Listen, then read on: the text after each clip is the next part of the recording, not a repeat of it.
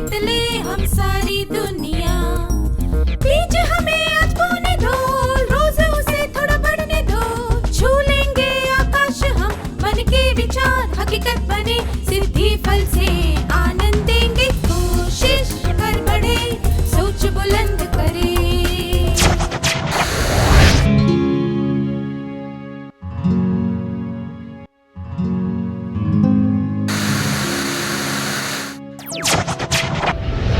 नमस्ते छात्रों, आपको देखकर खुशी हुई। आशा है आपने अपनी आंतरिक बाधाओं को पहचान कर उन्हें पार करने का प्रण ले लिया होगा और बाधाओं को पार करने के तरीकों को भी पहचान लिया होगा। संभव है कि बाधाओं को पार करने के लिए आपने पूरा प्रयास भी शुरू कर दिया होगा। ये तो बहुत अच्छी बात है। क्या हम आज के सत्र की शुरुआत एक खेल से करें? ये खेल खेलने के लिए आपको जोड़े बनाकर बैठना है। आप में से एक व्यक्ति को अपनी हथेली में एक सिक्का, रबर या शार्पनर रखकर मुट्ठी बंद करनी है। दूसरे व्यक्ति को आपके हाथ से वो चीज लेनी है। ठीक है?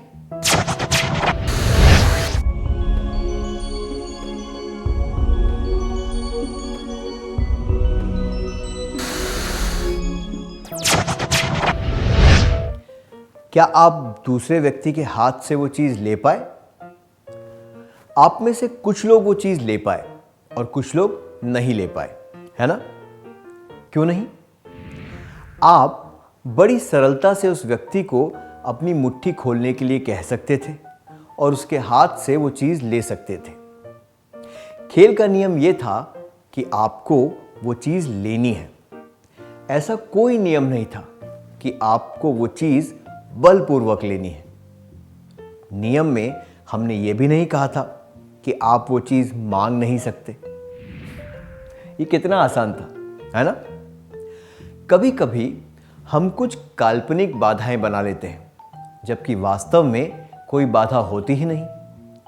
हम जिन बाधाओं को बड़ी सरलता से पार कर सकते हैं, वहां हम लड़खड़ा जाते हैं। उदाहरण के लिए, हम अपने शरीर, कद, रंग इत्यादि को बाधा मानते हैं और इस वजह से खुद को हीन समझते हैं। इससे हम निराश हो जाते हैं। इसी तरह हम ये गलत धारणा बना लेते हैं कि हमारे आसपास के लोग हमारा विरोध करेंगे। हम सकारात्मक सोच के साथ उनसे बात नहीं कर पाते। इस वजह से हम खुद को अयोग्य समझते हैं। अब इस चित्र को देखिए। पत्ते पर किसी कीड़े के अंडे दिखाए गए हैं। अंडे से इल्ली निकलती है। कुछ दिनों में वो इल्ली अपने चारों तरफ एक कोवा या कवच बना लेती है। जब वो कोवे को तोड़कर बाहर निकलती है, तब वो एक पंखों वाला कीड़ा बन चुकी होती है। इसी तरह हमें अपनी बाधाओं को ज्ञान, निश्चय और प्रयास से पार करना चाहिए और आगे बढ़ना चाहिए। पिछले सत्र में हमने आंतरिक बाधाओं के बारे में जाना था। अब हम बाहरी बाधाओं पर ध्यान केंद्रित करेंगे। जीवन में कुछ बाधाएं हमारे नियंत्रण से बाहर होती हैं। उदाहरण के लिए, किसी छोटी जगह पर पैदा हुआ व्यक्ति उस बात को बाधा मान सकता है। उस व्यक्ति के लिए अपने जन्म स्थान को बदलना नामुमकिन है ना? ये बाधा आपके नियंत्रण के बाहर है। ये बाधाएं हमारे वातावरण और हमारे आसपास रहने वाले लोगों की वजह से होती हैं। हमारे वातावरण और हमारे आसपास रहने वाले लोगों की वजह से आने वाली बाधाएं हमारे नियंत्रण के बाहर होती हैं और वे बाहरी बाधाएं होती हैं। अब एक क्रियाकलाप करेंगे। आपको स्क्रीन पर बाधाओं की सूची दिखाई जाएगी। क्या आप इस सूची से बाहरी बाधाओं को पहचान सकते हैं? जीवन की कुछ बाधाएं: आलस, हमारे आसपास के लोग, मार्गदर्शन में कमी, आर्थिक परेशानियां, खुद को हीन समझना, उत्साह की कमी, भाषा, दूसरों की ईर्ष्या, योग्यता की कमी अज्ञानता, खराब सेहत, पराजय।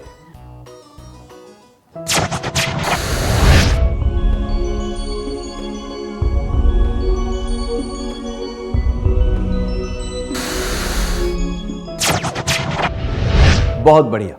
आइए सही जवाब देखते हैं। बाहरी बाधाएं, हमारा विरोध करने वाले हमारे आसपास के लोग, मार्गदर्शन की कमी, दूसरों की ईर्ष्या, पराजय, आर्थिक परेशानियां।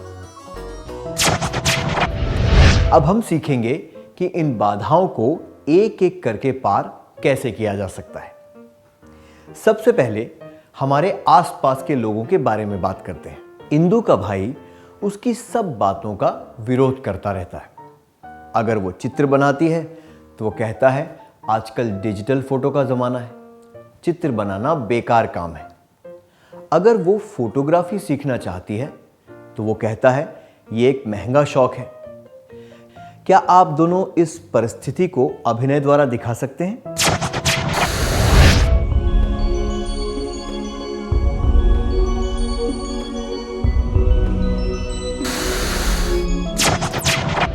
धन्यवाद। जब हमारे आसपास के लोग हमारे काम का उद्देश्य नहीं समझते तो उनके विचार, राय और कार्य हमारे लिए बाधा बन जाते हैं। ये संभव है कि जब हम उन्हें अपने विचारों और कार्यों का उद्देश्य समझाएं तो उनके द्वारा खड़ी की गई बाधाएं हट जाएंगी या फिर कम चुनौतीपूर्ण हो जाएंगी। अगर इंदु के भाई को अच्छी तरह नहीं मालूम है कि वो क्या और क्यों सीखना चाहती है तो उसे धैर्यपूर्वक अपनी बातें समझानी चाहिए। हमारे आसपास के लोगों के साथ तर्क वितर्क करने से हम उनके द्वारा खड़ी की गई बाधाओं को दूर कर सकते हैं। अगर स्वभाव के कारण लोग दोष ढूंढें, निंदा बदनामी करें, षड्यंत्र करें, हतोत्साहित करें, हंसी उड़ाएं, तो शुरुआत में हमें उन पर ध्यान नहीं देना चाहिए। अगर लोग ऐसा करते रहें तो हमें उनसे सीधी बात करते हुए ये कहना चाहिए कि उनका ये व्यवहार अनुचित है। पर हमें भी ये ध्यान रखना चाहिए कि हम अपना आत्मविश्वास न गंवा दें। इन बाधाओं को पार करने का यही तरीका है। बाधाएं, दोष ढूंढना, दूसरे के काम बिगाड़ना, पीठ के पीछे बातें करना, निंदा बदनामी करना, षड्यंत्र करना, हतोत्साहित करना, हंसी उड़ाना। पार करने का तरीका, तानों पर ध्यान न देना, दृढ़ता के साथ विरोध करना।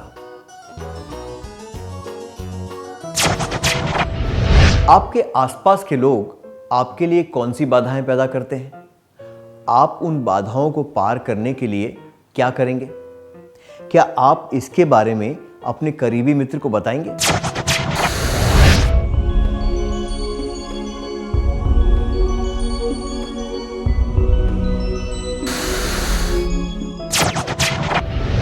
अपने मन की बात बताने के लिए धन्यवाद। अब हम मार्गदर्शन की कमी के बारे में बात करेंगे। गीता को कोई अंदाजा नहीं है कि 10वीं की परीक्षा पास करने के बाद उसे कौन सा विषय लेना चाहिए।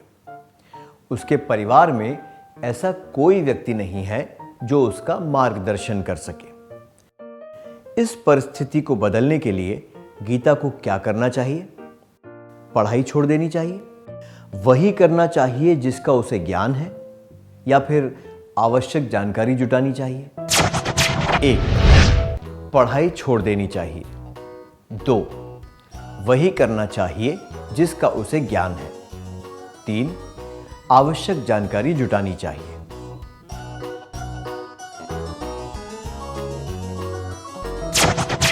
गीता को इस बारे में चिंता नहीं करनी चाहिए कि उसके परिवार में उसका मार्गदर्शन करने वाला कोई नहीं है। उसे अपनी पढ़ाई भी नहीं छोड़नी चाहिए। उसे आवश्यक जानकारी जुटानी चाहिए।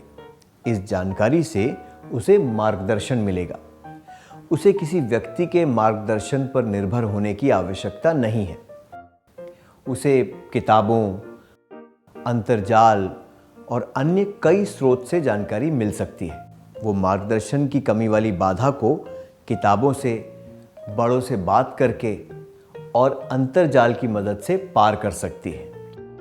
हमें मार्गदर्शन की कमी वाली बाधा को किताबों से, बड़ों से बात करके और अंतर्जाल की मदद से पार करना चाहिए।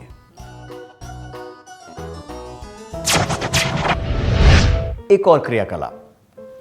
जब गीता ने अपनी शिक्षिका से विषय चुनने के बारे में बात की, उसकी शिक्षिका ने उसे विषयों और व्यवसाय से जुड़े विकल्पों के बारे में बताया।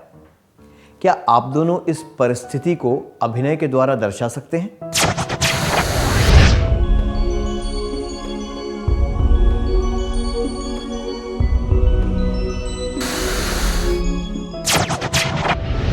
धन्यवाद। अब हम दूसरों की ईर्ष्या के बारे में बात करेंगे। मुकेश एक अच्छा छात्र है और आमतौर पर कक्षा के सबसे होशियार विद्यार्थियों में उसे गिना जाता है। उसके दोस्त माधव को उससे ईर्ष्या होती है और वो उसे ताने मारता रहता है। मुकेश इस बात से बहुत परेशान रहता है। इस वजह से मुकेश की पढ़ाई पर भी असर पड़ने लगा है। अगर आप मुकेश के अच्छे दोस्त होते तो आप उसे क्या कहते? क्या आप दोनों इस दृश्य का अभिनय करके दिखा सकते हैं?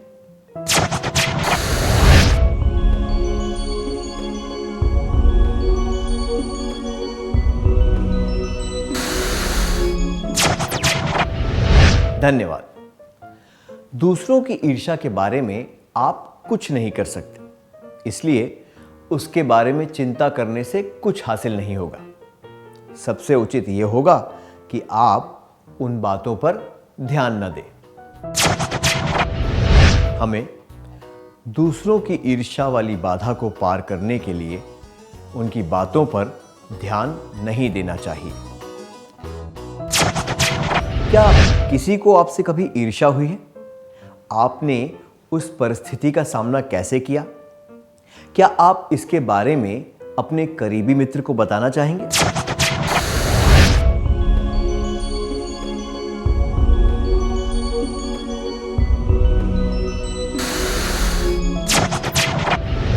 अपने मन की बात करने के लिए धन्यवाद। आइए, अब सत्र के सार संक्षेप का समय है।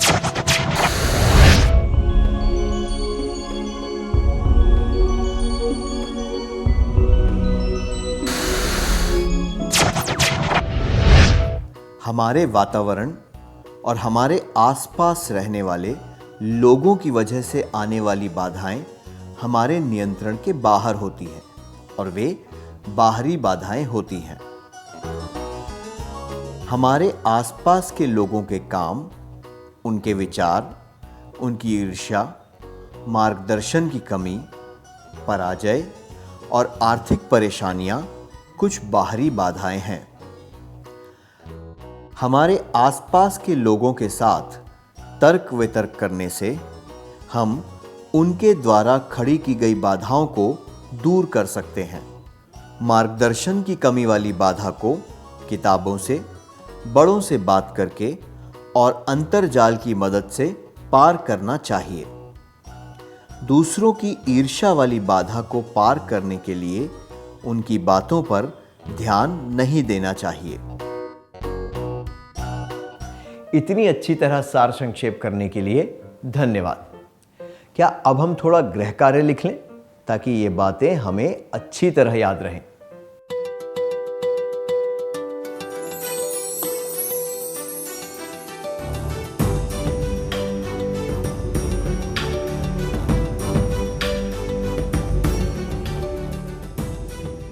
प्रश्न 1। आप एक पुरातत्वविद बनना चाहते हैं, पर आपको कोई जानकारी नहीं है कि इसके लिए कौन सा विषय पढ़ना चाहिए और क्या करना चाहिए। इस बारे में आपका मार्गदर्शन करने के लिए आपके घर, स्कूल और आस पड़ोस में भी कोई नहीं है। आप क्या करेंगे? जवाब: 1. मैं पुरातत्वविद बनने का ख्याल छोड़ दूंगा या छोड़ दूंगी। 2. मैं भारतीय पुरातत्व सर्वे के सबसे नज़दीकी केंद्र से संपर्क करूंगी या करूंगा और उनके मानव संसाधन विभाग से सलाह लूंगी या सलाह लूंगा। 3. मैं सबसे नज़दीकी साइबर कैफे में जाकर इसके बारे में आवश्यक जानकारी खोजने की कोशिश करूंगी या करूंगा।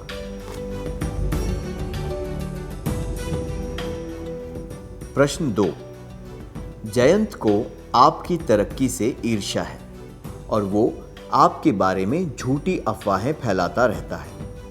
शुरुआत में आप उसकी बातों पर ध्यान नहीं देते, बाद में आप उससे मिलकर उसे अपनी चिंता के बारे में बताते हैं, पर जयंत झूठी अफवाहें फैलाना बंद नहीं करता।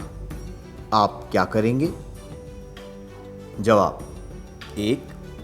मैं उससे झगड़ा करूंगा या झगड़ा करूंगी। 2. बदला लेने के लिए मैं भी उसके बारे में अफवाहें फैलाना शुरू कर दूंगी या कर दूंगा। 3. मैं उसकी बातों पर ध्यान नहीं दूंगी और अपने काम में मन लगाऊंगा या मन लगाऊंगी।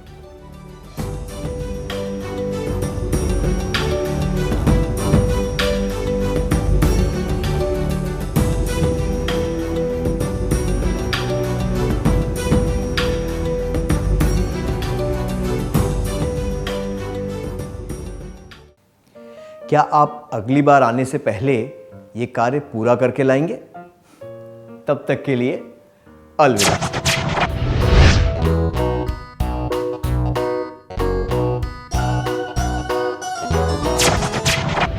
नमस्ते छात्रों, क्या अब हम गृह कार्य के जवाबों के बारे में चर्चा करें?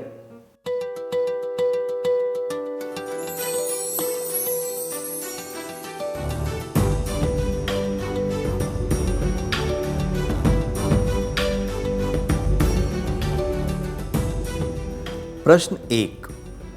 आप एक पुरातत्वविद बनना चाहते हैं, पर आपको कोई जानकारी नहीं है कि इसके लिए कौन सा विषय पढ़ना चाहिए और क्या करना चाहिए। इस बारे में आपका मार्गदर्शन करने के लिए आपके घर, स्कूल और आस पड़ोस में भी कोई नहीं है। आप क्या करेंगे? यह जवाब कि मैं पुरातत्वविद बनने का ख्याल छोड़ दूंगा या छोड़ दूंगी अनुचित है, क्योंकि ये दर्शाता है कि आप मार्गदर्शन की कमी वाली बाधा को पार करने के लिए कुछ नहीं करना चाहते, जबकि ये दोनों जवाब कि मैं भारतीय पुरातत्व सर्वे के सबसे नज़दीकी केंद्र से संपर्क करूंगी या करूंगा और उनके मानव संसाधन विभाग से सलाह लूंगी या लूंगा, और ये जवाब कि मैं सबसे नज़दीकी साइबर कैफ़े में जाकर इसके बारे में आवश्यक जानकारी खोजने की कोशिश करूंगी या करूंगा उचित है। इनमें बाधा को पार करने के लिए कोई हल ढूंढने की कोशिश की गई है। जानकारी इकट्ठा करके आप इस बाधा को पार करने का प्रयास करना चाहते हैं, जो कि उचित है। आपने कौन सा उत्तर चुना?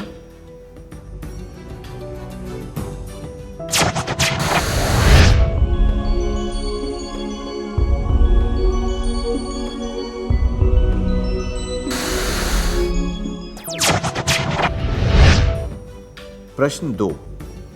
जयंत को आपकी तरक्की से ईर्ष्या है और वो आपके बारे में झूठी अफवाहें फैलाता रहता है। शुरुआत में आप उसकी बातों पर ध्यान नहीं देते, बाद में आप उससे मिलकर उसे अपनी चिंता के बारे में बताते हैं, पर जयंत झूठी अफवाहें फैलाना बंद नहीं करता। आप क्या करेंगे? यह जवाब कि मैं उससे झगड़ा करूंगा या करूंगी और यह जवाब कि बदला लेने के लिए मैं भी उसके बारे में अफवाहें फैलाना शुरू कर दूंगी या कर दूंगा अनुचित है। ये दर्शाते हैं कि बाधा को पार करने के लिए आप समझदारी से काम नहीं ले रहे, बल्कि बचकाना व्यवहार कर रहे हैं। जबकि ये जवाब कि मैं उसकी बातों पर ध्यान नहीं दूंगी या नहीं दूंगा और अपने काम में मन लगाऊंगी या लगाऊंगा उचित है, क्योंकि ये दर्शाता है कि आप दूसरों की ईर्ष्या को पूरे आत्मविश्वास, समझदारी और गंभीर प्रयास से दूर करना चाहते हैं। आपने कौन सा उत्तर चुना?